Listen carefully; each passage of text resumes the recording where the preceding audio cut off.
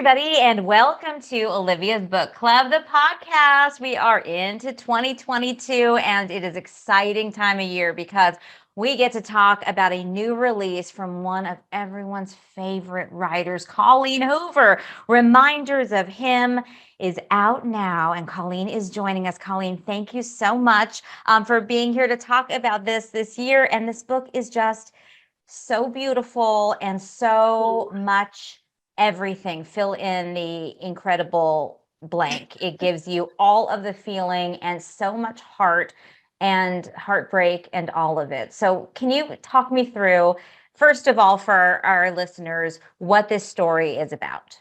Yeah, absolutely. First of all, thank you for having me. I'm super excited to be here.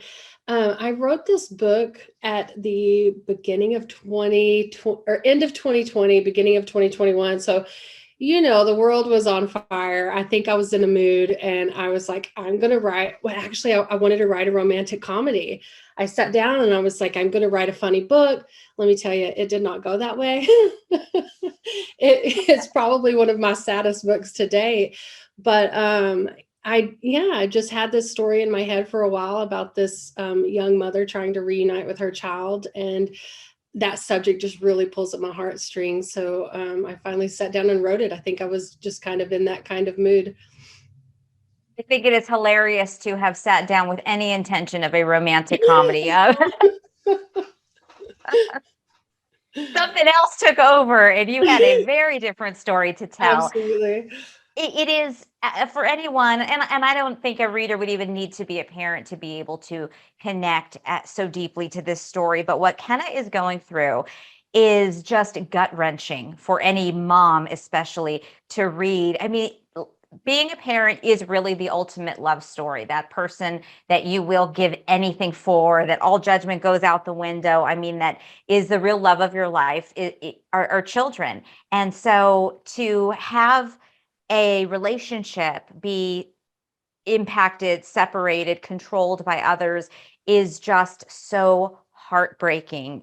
It's a journey that is very powerful to go on. So give us a little tidbit about how you set up this story and who Kenna really is to you. So I actually, this story is probably the only story that doesn't have a setting. When I started writing this book, I had set it in Laramie, Wyoming. I set it in a small town in Denver. I set it in a small town in Texas, and I just kept changing it. And by the end, I was like, Kenna is all of us. I couldn't put her in one space. And since the story didn't really revolve around, the location she was in, but more around the situation she was in, I just decided not to set it anywhere. And in that, I just feel like there's so many people that can relate to where she is in her life and there's this struggle she's going through at such a young age too. We all have incidents, moments, decisions in our past that we regret. And for most of us, maybe we enjoy the pleasure of a layer of secrecy that we're able to kind of, dismiss or brush something under the rug and kind of move on from our worst moments, hopefully without them having a ripple effect that shapes the rest of your life. For her, that's not the case. And it really is, it makes you kind of think so deeply about what if, your worst decision of your life ends up being amplified in such a way and causing so much damage that you're paying for it for the rest of your own life, and it becomes who you are. And is it fair to judge yourself or other people based on their worst moments? Mm-hmm. When I started writing 10 years ago, one of the things that I always tried to, or the elements that I tried to put in my books, was playing devil's advocate. And I feel like that's, a big thing in this story on both sides. You have to put yourself in Kenna's shoes, but then you also have to put yourself in Patrick and Grace's shoes, because, they suffered this horrible, horrible loss because of Kenna's decision. So are they in the wrong? Not really. But at the same time, she's suffering from this horrible, horrible, loss and the mistake that she made. And I just wanted to kind of encompass that and write a book about where you didn't really root for a certain side. Like, you felt bad for everyone involved. And it was just a the result of one bad moment that could happen to any of us. Do you want to kind of lay out what this incident is and why these people are all in this kind of tenuous relationship right now? I will. Spoiler warning. Not too much, not too much. Yeah, so Kenna was dating a guy when she was young, and they were in an accident, and it was Kenna's fault. And some decisions she made around that were not the best decisions, but she was in a harrowing moment, and those decisions, affected the rest of her life. She had to go to prison for several years, and while she was in prison, she gave birth to a daughter. And when you're in prison, you can't raise your child. You have to entrust someone else to raise that child. And luckily, these people stepped in. But then what happens, once she's out of prison, and who is, the right place for this child to be when she's been with the grandparents those are the only people she's known her whole life. And so it's just a tough decision for everyone involved. Yeah, it's just gut wrenching, and it made me think so much of my job in news is we're talking about. I mean, we're like living in tragedy all the time, right? You're just so Exactly. in the thick of it, and our stories get broken down into 20 seconds, 45 seconds, maybe a little snippet of somebody who is grieving the loss of one of the most important people in their lives, or a little snippet about the arrest of somebody, and then you kind of think, okay, we tied a bow on it. Now there's closure or there's some sort of resolution. But real tragedy is something that people live with every minute of every day for the rest of their lives. And it shapes and taints and colors everything about them.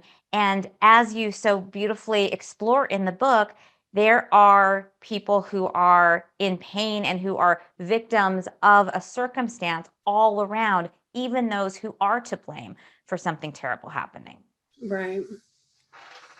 Yeah, I don't know how you do it. I don't know how you deal with that every day and then go home and shut it off. But I used to be a social worker before I started writing books, and I worked for Child Protective Services, and it was kind of the same thing. We were just dealing with deep, heavy stuff all day, and you kind of have to go home and turn that off. And I think that's why my books kind of explore that side of tragedy, mostly because of what I did for the decade leading up to writing books. Mhm. That has got to have given you such incredible perspective for how layered people are. And that's, I think, Right. what your readers really love so much about these characters that you craft, because they are complicated, they are messy, and they feel so real. Oh, well, thank you for that. I love writing. I love diving into character development. And to me, like I love the bad and the good in people. I love to study that. And I try to put it into my characters. I think it makes them more real when they're not making perfect decisions all the time and saying the perfect things. And, because none of us are perfect. Having a past as a social worker, and also I know that you are very committed to philanthropy through the what you do through your own organization. So can you tell me a little bit about how that came to be? Yeah. So, being a social worker, I don't know if you know my whole background, but my husband and I struggled. We had 3 kids while I was in college. We lived in a single wide trailer when I was writing this book, not this book, but when I started writing my first book. And so I've just, I've been in the thick of it. And back then I was always wanting to give and to help because it was just the career that I was in. And so, you always have these dreams. Like if I ever have the opportunity, man, I would do this or I would do this. And so several years into my career, I was talking with my sisters and we were like, why don't we? We have the ability now. Why don't we do something? So we created a charity called the Bookworm Box, and it's a subscription box. All the books are signed that go out. You get book swag, 1 or 2 books, depending on the one you pick. And every month that money goes to charity. And since we've started, we've opened a book signing called Book Bonanza. Like we have a lot of different branches from the Bookworm Box, but overall, I think we're at a little over $2 million that we've donated since 2015. So the book world is an amazing place. We were hoping that first week that it would take off, and had no idea what it would turn into. Last year, Book Bonanza was able to donate to build a school in Malawi, and we're hoping to do that again this year. So it's just been incredible. Wow, I cannot imagine how satisfying that is to not only be able to succeed professionally in your passions, but then by extension to be able to have this incredible reach. I mean, it's just the best of everything. And it would have been so easy to kind of put that emotion behind and forget about the connections that you had with real people and what it's like to be on the other end and experience, needing a hand at a time or two. Right, right. Yeah, I've been on, all sides of it, and I just couldn't be more grateful to especially the readers who, have helped make my career to where I can do this for a living, but then also to donate and make the charity so successful. It's surreal. It really is. It's so cool. Congratulations. It is incredible and impressive. It must feel so good for everybody who gets to be a part of that on that journey with you.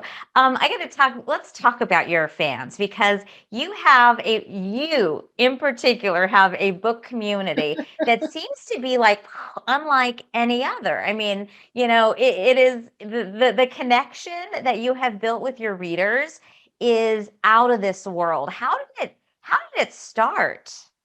I before I started writing, I had Facebook, Instagram, and I loved social media. I loved reaching out to friends and family, and as I started writing, that kind of naturally became a part of that. And so to me, my social media is not just my writing career. It was there before my writing career, and I still treat it like that. Like I forget that I have 600,000 followers on Instagram when I posted pictures of my sister in her bra, I just try to continue to look at it like it's just my life that I'm putting out there. And when people respond to that, I do my best to try to keep up, and it's not working in the past year. Let me tell you, it's overwhelming right now, but used to, like, I would respond to every single message I got. In the beginning when it was fewer and far between, it was a lot easier. But I think that, it just helped that I feel like my fans, or I hate the word fans, when my readers, appreciate the work that I do and the books that I put out there, and I appreciate the fact that they're reading them and then sharing them on social media. So I think it's a two-way street. Because I think there are a lot of writers now. It seems like it's really shifted, and I mean, the one good thing that's come out of this global pandemic, I feel like, is this sort of ability to connect with people who might not have, traveled to your town or, might not have been on book tour and all of this, and this sort of insight into these relationships and these lifestyles. But I always kind of in my mind at least had perceived that a lot of authors would want to be mysterious or sort of remove because if you're creating fiction that you would want to remove yourself. But what you seem to add is this like humorous, real, layer of where it's like, okay, here she is. She's being all crazy like me. She's, she's, saying her day is a hot mess. Yet she's able to sit down and do this. And it's like, holy hell. Right. No, I totally get what you're saying. And I think that it's just a matter of how much the world has shifted in the last decade. Because when I first started out, it was that way. We were told, don't interact with your readers, stay offline. I think everyone was kind of scared of it in the beginning. And I was like, I'm not staying offline. And I think, a lot of authors are realizing that, especially the past year with the way TikTok has taken off and has created, all of these new book sales and brought books, back into the spotlight that weren't in the spotlight for years. And I just feel like it's a wonderful place. Social media, it can be a wonderful place. It can also not be a wonderful place.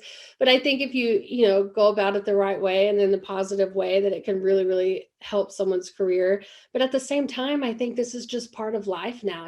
10 years ago, I think writers were kind of hiding behind the screen and behind their keyboards. And that's the way it was back then. But it definitely has changed, I think, for a lot of people. Book talk in particular. I mean, so there have Hmm. been moments that obviously you have to connect the dots with this social media presence. Well, if the stories weren't there and they weren't good enough, then none of this would matter anyways, of course. That goes without saying. But I mean, there was a time I looked and you had what, 3 books on like the bestseller top 20 in fiction, like all at one time. I mean, these moments have got to still floor you. It's crazy. I honestly don't think it's hit me yet. I really don't. It has been crazy, because I've been, well, look at when it ends with us, like the one that's doing really well because of Book Talk right now. When it released, it hit the New York Times. I thought it had a wonderful reception the year that it released. There it is. And I was so excited. It was like, oh, it can't get better than this. I had no idea it could get better than that and bigger, and that more people could read it. Yeah, it's been incredible. And every week when my agent texts me or calls me, I just feel like she has the wrong number. I'm like, this can't be right. But I've seen it happen to so many people, so many more people than just my books. And it's amazing seeing, first of all, paperback come back, and people are really into it and buying paperbacks, and they want it on their shelves. And that's something I thought was going away forever. I thought everyone was going to be on Kindle forever, but that's not the case. People want the books that they love in their hands, and I feel like it's saved the publishing industry, honestly. Oh, it has to. I mean, there's just a visceral, like there's an experience that happens when, you're carrying these around, and Yeah. I won't say folding pages, using bookmarks Oh. and keeping it nice and pristine. But it just is, it's a connection. And I mean, when we have to stare at our screens all the time for work and for communication and whatever, it's magic to be able to carry my Kindle around. And if you get stuck on vacation that gets longer than you wanted it to be, there's all of those books there. But there's just something special about having a book that you like and looking at that cover and feeling it and touching it.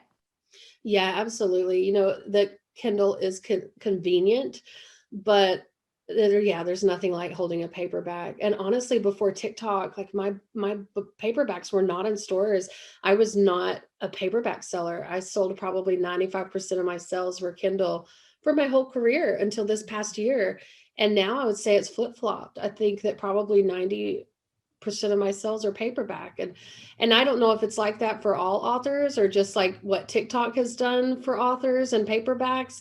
I have no idea. I feel like this generation that's coming up wants paperbacks again. They don't want to read Kindles like their parents do. I don't know, but I love Gen Z. Shout out to Gen Z. Seriously.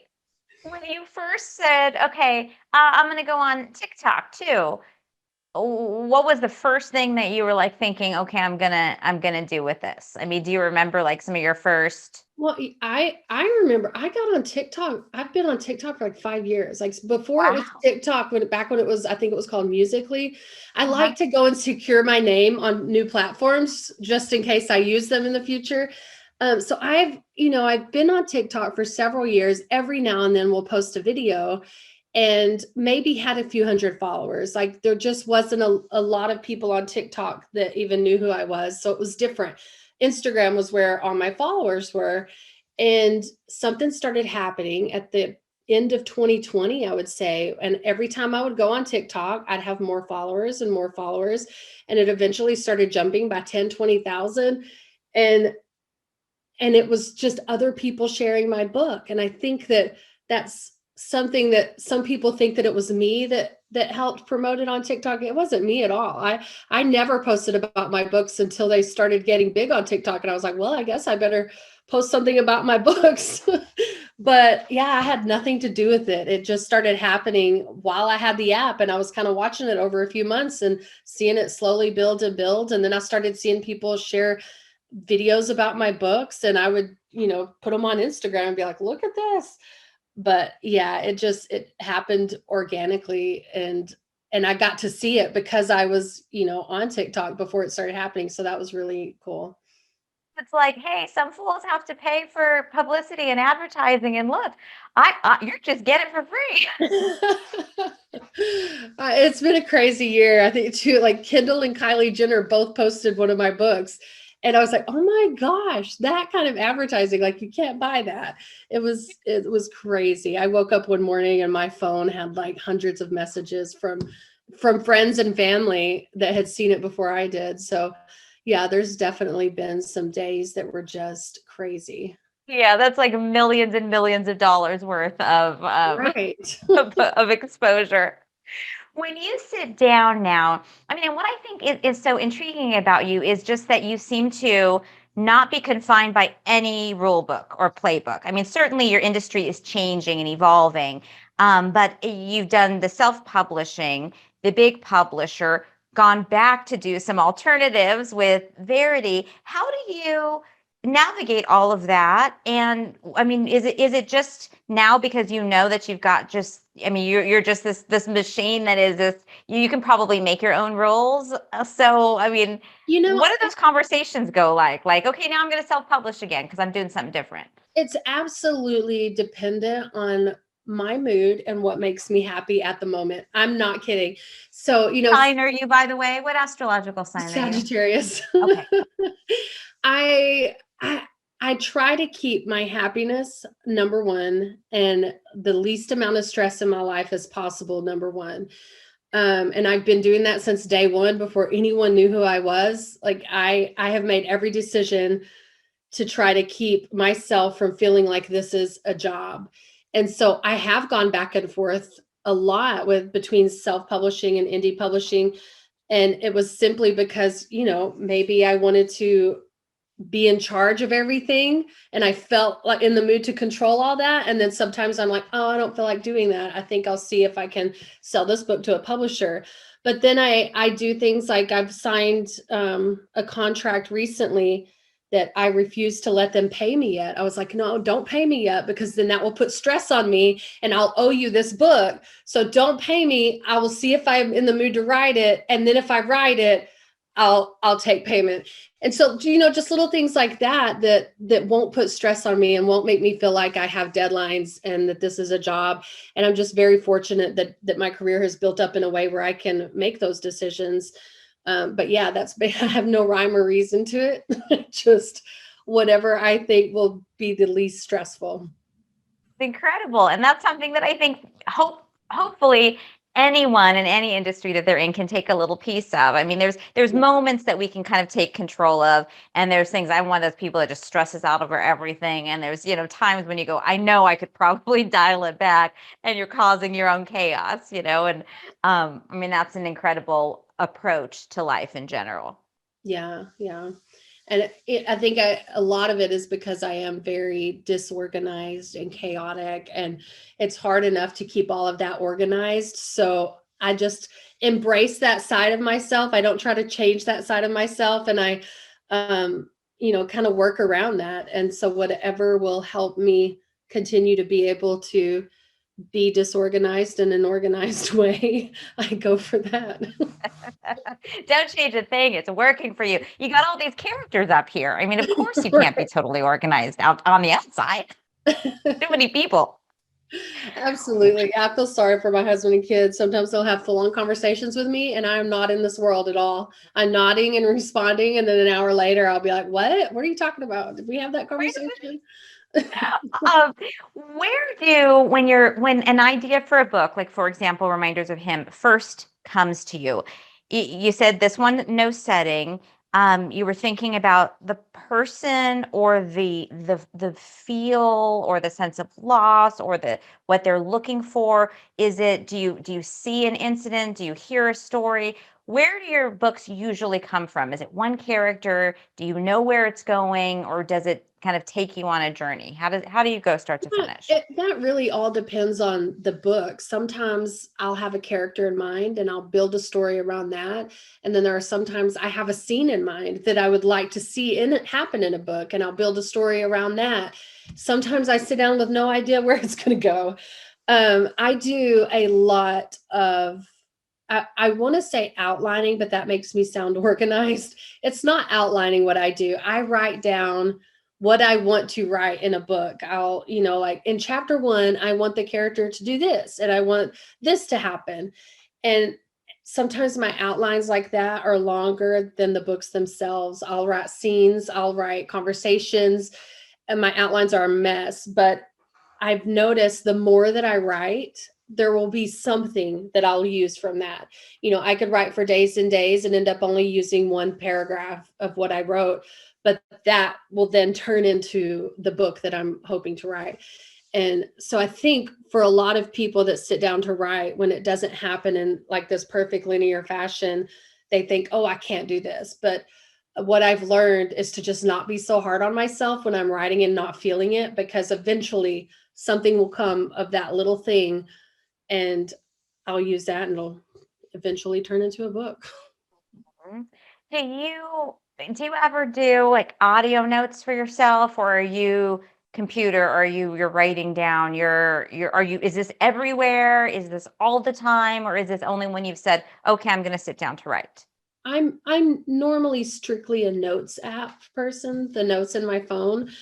I feel those all the time. I could go through there and there are probably scenes and ideas that I forgot about, or that I don't even know where they're supposed to go and don't remember writing them. Sometimes most of my, I think, ideas come at night when I'm laying in bed. Like I have a little bit of insomnia and I'll lay there. And then of course, after an hour or two, I'll come up with an idea and then I'll have to get up and go to my office and write. So it all depends on the moment. Usually my creativity is at its peak at night, which is not the best thing because my schedule is all over the place. But yeah, I usually do my work stuff like social media and everything during the day and then write at night. I mean, that's like 3 full-time jobs on top of having a family. I have a wonderful husband who keeps my life as easy as he can keep it. You talked about your mom being one of your biggest fans and somebody who you run your books by early on. Yeah. When you were first started writing, was she the one that you shared your stories with? Was that the safe space? Oh, absolutely. Like I've been writing stories since I was 5, since I learned how to write. And she's always the one I would go to because, she's my mom and she gives me not very good feedback in the sense that I laugh sometimes at her ideas and then tease her about them. But she's always so positive and makes me feel like the most brilliant person on earth, even when what I've handed her is horrible. So to me, like she's the one who kind of keeps me going, because sometimes when I'm writing, I'm so hard on myself. I am my own worst critic, that I know like, oh, if I give this chapter to her, she'll make me feel better and give me the confidence I need to keep going. So, I mean, that's what moms are for, right? Uh-huh. Now, are your books off limits to some people? I would say my books now are off limits to my husband. He And doesn't. specifically, why is that? So he's not a big reader to begin with, but he has tried to read a few of them, and he finds it very hard to separate me from my imagination. And it's so funny. He'll be reading a scene, like there was a scene from Maybe Someday where a girl and a guy were just sitting on a bed writing music together. And he starts complaining to me. He was like, do you think that's okay? He has a girlfriend. Do you think it's okay to sit on a bed with another guy? And I'm like, Heath, that is not me. That's my character in a book that I wrote. My morals are not the same as my character's morals. So he was like, like looking too far into it, thinking that the decisions my characters made were things that I would decide to do. And so I have cut him off from reading my books. I can totally see that, and I could see it from both perspectives. I mean, I would be obsessively reading between the lines too. Like, what's she telling me Absolutely. right here? Yeah. Did this ever happen? Does she know someone named Ledger? What's going on?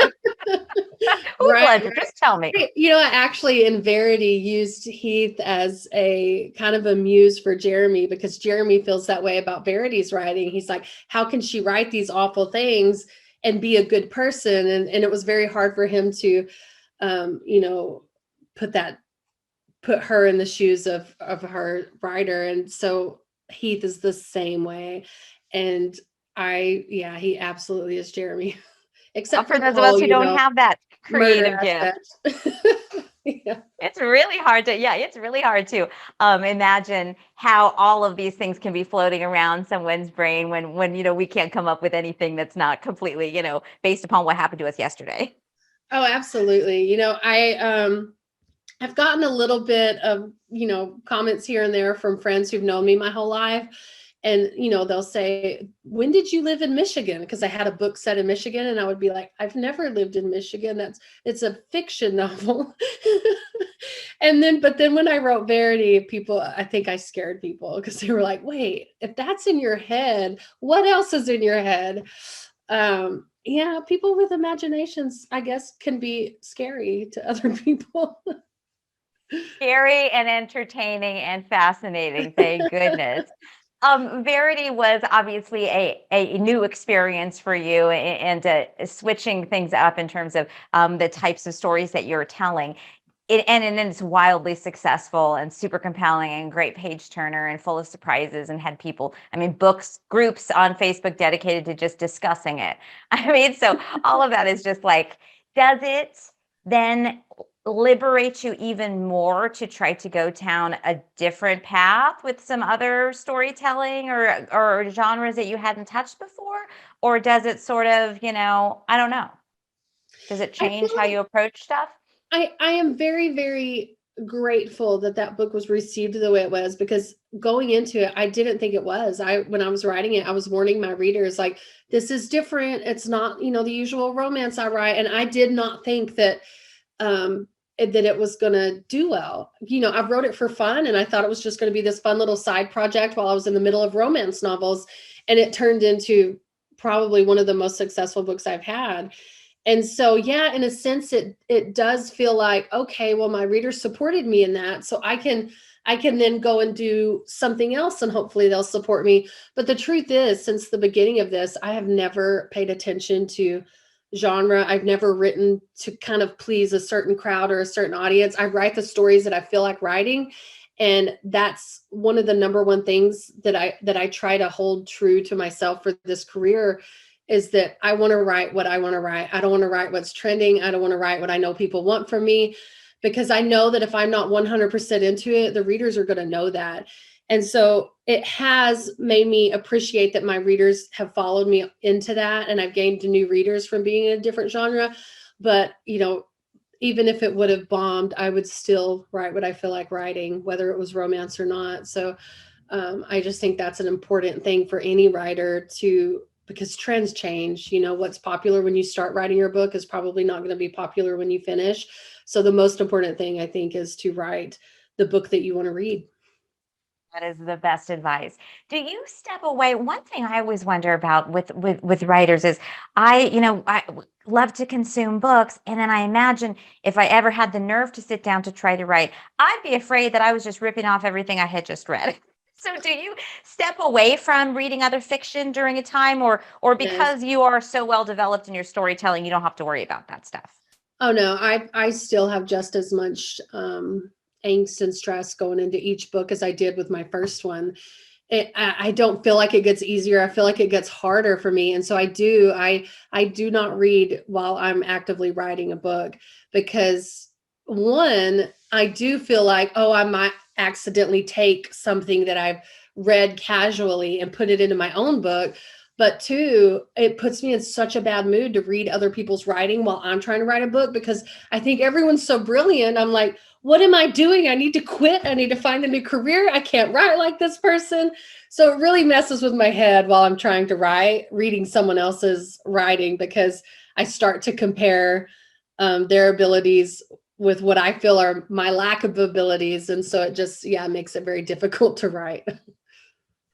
Be a very common thread between writers is that just sort of like maybe it is what allows you to write people so well, is understanding that inherent complex insecurities that make up most of us, that maybe don't make any sense at all, but that kind of unraveling that can happen on any given day. I mean, that's real. That's Yeah. how humans are. Absolutely, absolutely. But I wouldn't have it any other way. I think if I sat down with, complete confidence and thought everything I wrote was so great, then I would stop trying to get better, and I would stop trying to, write characters and stuff that I hope will please people, because I feel like maybe too much confidence can really hinder a writer. Mary Kay Andrews recently told me that in her office, she has every cover of her books framed. And she said, not for anybody else to see. My office is a mess. I don't let anybody in there, but just to remind herself that she has finished books before and can do it, because she goes so bonkers and then tells her family, I'm not going to be able to do True, this one. And they're like, Mom, you do say this every time. You said it every last time, the time time. before. My husband is the same way. He's like, you go through this every time, and every time you finish, you can do it. You've done it before. But it really does. It feels, every time I start writing a book, it feels like the first time I've ever written a book, and I don't know what I'm doing. Yeah. Wow. When you finish a book, have you ever is your final product always fairly close to where you began? I mean, at least with the first draft that you've maybe turned in to a publisher, or if you're doing it on your own, or is there any of your books that you look back on? I mean, some of the authors I've spoken to will say, the book that we know, like the Nightingale, was about one sister, not two women. I mean, it just is fundamentally, like, how can that even be when Right. this is the core of the story that you're falling in love with? So has there been one or two examples of a book really turning out differently than you anticipated? Oh yeah, absolutely. I go into it and I write like the ideas I have, or the outlines, and they are completely different novels than what I turn in. I mean, I like, with Reminders of Him, I thought it was going to be a romantic comedy. There is not a funny thing in that book. And so, it absolutely does change during the process, but the first drafts I turn in are usually really close to the final drafts, because I edit a lot and rewrite as I write, because I can't move on to another chapter until the chapters before are exactly how I want them. And that takes a while, because sometimes I'll have to sit down and read everything I've written, and then spend a few days writing, and then read everything I've written, and then spend a few days writing. So it's a long process. But yeah, from the very beginning, the idea of the story, sometimes you can't even find that idea in the final product. No, that is so interesting. So, time-wise, and even though you're able to push back and say, "Okay, I don't have a deadline because you haven't bought a book from me yet," what do you usually think it is calendar-wise to get us here? In the very beginning, I worked a lot. I wrote a lot. I didn't watch TV. I was probably putting out 2 to 2.5 books a year. Now it's about one a year. That's what I'm comfortable with at this point. And I've really had to learn how to balance, like, enjoying my life and then also enjoying this career, because my career was my life for several years, and I was really starting to get burnt out.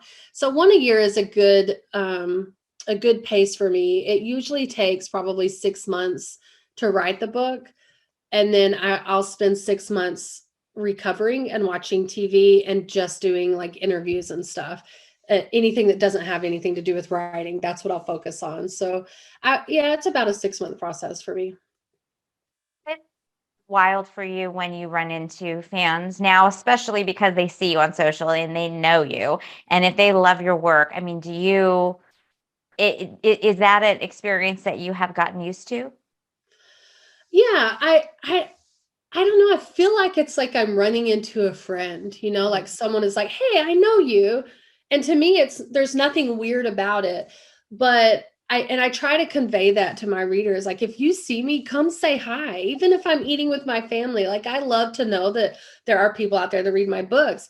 But a lot of times what happens is I'll get home and someone will make a post to be like, "Oh, I saw Colleen at this restaurant," or "I saw Colleen at Walmart getting groceries and I didn't want to bother her." And I that just makes took a me, picture of her from the back. yeah, exactly. And so I'm like, it's not bothering me. It's never a bother. It's not like movie star celebrities who can't walk out of their home without paparazzi there. Writers are just very much under the radar. And so I think, to me, it's exciting when someone comes up and says they love what I do. I mean, who wouldn't love that? It's like a compliment. And so I encourage people to do that. It have never been in a situation where it bothered me. Cool. Oh, the natural step, of course, of turning stories into projects for the screen is something that you've been through before already, right? Like, what is there anything that you can tell us is coming up from some of your books that maybe we're still waiting on to see I know transformed? that It Ends With Us, they have a script for it. I have not read the script yet, but hoping to get that soon. But they're working on that, and I haven't gotten an update since they got the script. So, as soon as I get something, I will share it with everyone. And then I've sold the rights to Verity, and then a couple of more that I haven't announced yet. But I've sold rights before and it's turned into nothing. So I just don't get my hopes up. Sometimes it happens, sometimes it doesn't. I try to keep my focus on the writing and the book part of it. And then if a movie comes along, great. But that's just not really where my heart is. So if someone wants to come along and turn it into a movie, by all means, if I have a good vibe with them, I'll definitely let people do that. But hopefully we'll get something soon. Hopefully this year, we'll see some casting happen and stuff. But just don't want to get anyone's hopes up. I've been through, before, where readers have gotten their hopes up and have been disappointed because it didn't work out. So I don't want that to happen again. I can't imagine Verity not becoming a huge movie. I mean, the huge kind of movie. Yeah, I'm really stoked about that one. If it happens, I'm gonna make my kids come with me to watch it, and we're gonna have a big party. I love scary movies, so I do too. Last thing, writers, obviously, you start out being, as you mentioned, you were writing stories as soon as you could write and read, and we're all readers at heart. So what do you remember about when you first fell in love with reading, or what book it was, what story it was, or whatever, when you first realized, like, gosh, I really love this, I can really get caught up in this, and whether you were able to connect the dots that you would be creating this later or not, that you just knew it was a space for you. when I first started learning how to read and write, I believe my very first author that I fell in love with was Shel Silverstein. I loved his poems with the illustrations, and The Giving Tree was one of my favorite books. And then from there, I went on to Judy Blume, like every other, girl. And I loved Judy Blume, probably read all of her books. But I do remember, I went to a small school and we had a small library, and I had checked out every single book in that library. Like, you looked at the library cards and my name was on there. Like, I was repeating books. And so my whole life, if you asked me what I wanted to be when I grew up, I would say writer. Yeah, so it's always been my dream. I think once I graduated high school and realized, oh, I'm getting married, I'm having kids, like I have to put food on the table. That's why I switched my degree, because I just didn't know how I could have a steady income as a writer. And once, I kind of let go of that dream is when it started to happen, which is just insane. But yeah, so it's always been a dream of mine. I never thought it could be a reality, but here we are. And not this level. Right. It's insane. Not only put food on the table, you can put catered food on the table every day, like fancy plates, catered food. Yeah, my kids are still eating ramen for lunch every day.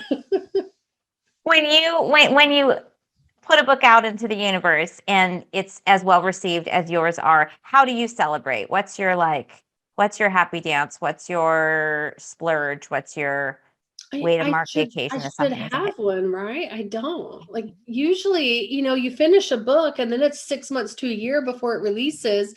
Well, I've long since moved on from that book and have started writing another one. So yeah, it's just it's hard to find a day to be like, oh, like we should go do this and celebrate this. But I forget. The girls that work with me at my office are very good about on release day. Like I'll just forget, and then every release day I walk in and there's balloons and cupcakes, and so they make it a priority to still continue to make it a big deal when I finish a book. So I'm very appreciative of that. But as far as like me and having traditions or anything like that, I do nothing. Well, that's okay, as long as you have people surrounding you who will do it for you, as they Yeah, should. thank you. Reminders of Him, the latest novel from Colleen Hoover. Colleen, congratulations. It's a beautiful book, and I just had so many feelings throughout, and it really is just, it's a fantastic read, so thank you. Thank you. Thank you so much. Happy New Year. You too.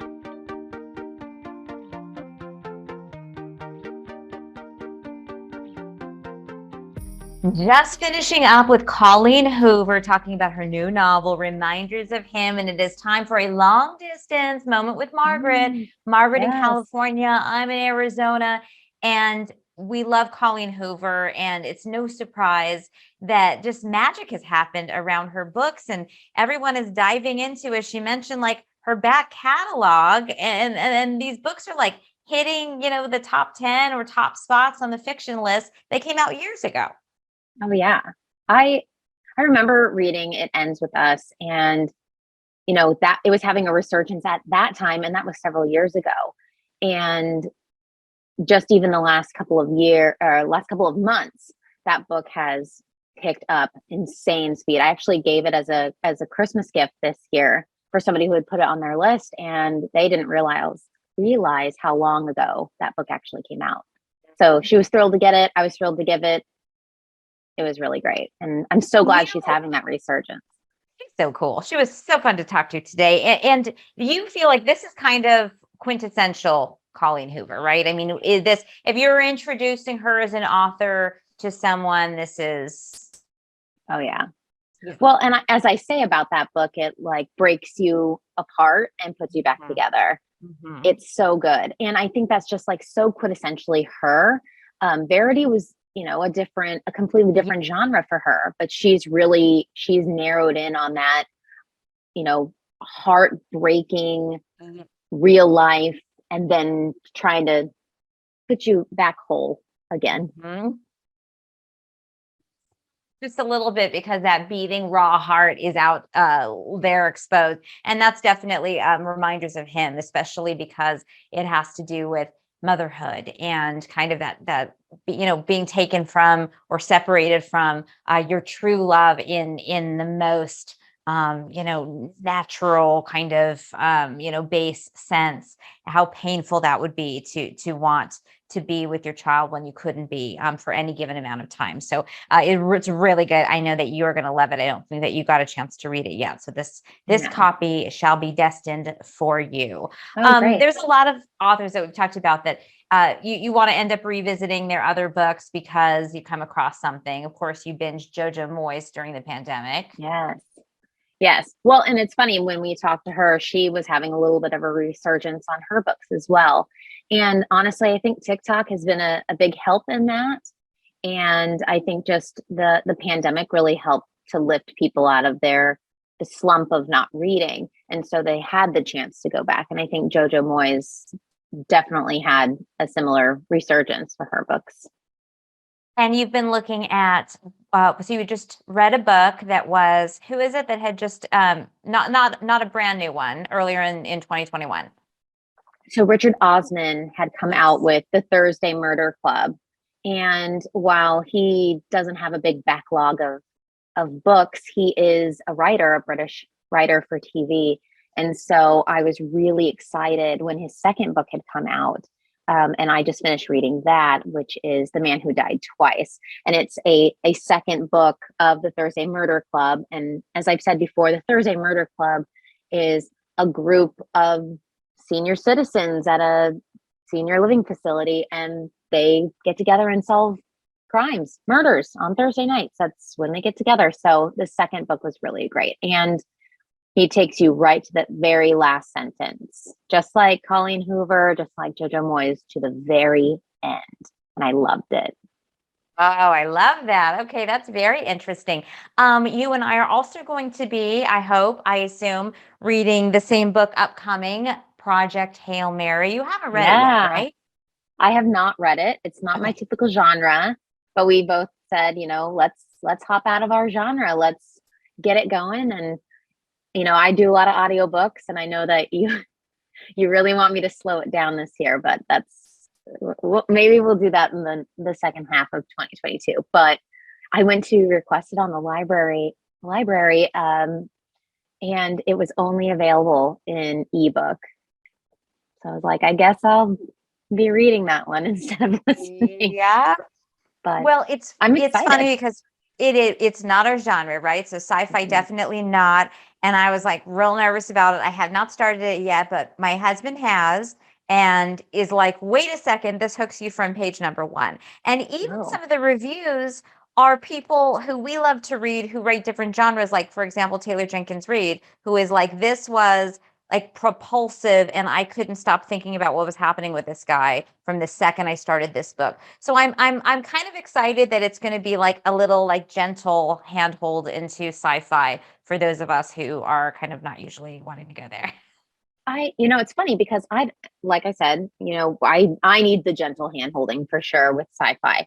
And I actually read, I think it's called Dark Matter by Blake Crouch, last year, and it was sci-fi. And that's the one where he woke up in a life that wasn't, it was his, but it was like a different realm of it. And then he was trying to get back to his regular realm. That was gentle hand holding. It's all the stuff that it's like mythical places that I just can't wrap my brain around. I guess it's more fantasy than it is science fiction, but still those same ideas. Well, if for those of you who are listening, this Project Hail Mary, Andy Weir will be our book club. So we'll be having a nice little Zoom and Facebook conversation about that in late February. So if you want to hop on board, then now is your chance, whether you are a sci-fi fanatic or whether you want to try something new. We would love to hear from you. Try something new. It's 2022. Hey, that rhymed. Hey, that might be a tattoo. Let's get them. Oh, well, Margaret, it's always great to see your face, long distance right now. And thank you so much for sharing your books and your ideas with me. And happy reading to you. Don't forget about starting Project Hail Mary at some point. I'll get to it. See you next time. Thanks for listening to Olivia's Book Club, the podcast. I'm your host, Olivia Fierro. Our producer is Margaret Stewart. You can send us an email with your thoughts or your book recommendations. Olivia's Book Club at azfamily.com is the address. And you can check out Olivia's Book Club on Facebook or find us on Instagram. Hello, Bookstagrammers, at olivia's.bookclub. And Margaret is at Overbooked and Overdue. Make sure to rate and subscribe to this podcast and tell your friends. You can find us on Apple and Google Podcasts, Spotify, Stitcher, and Amazon Music.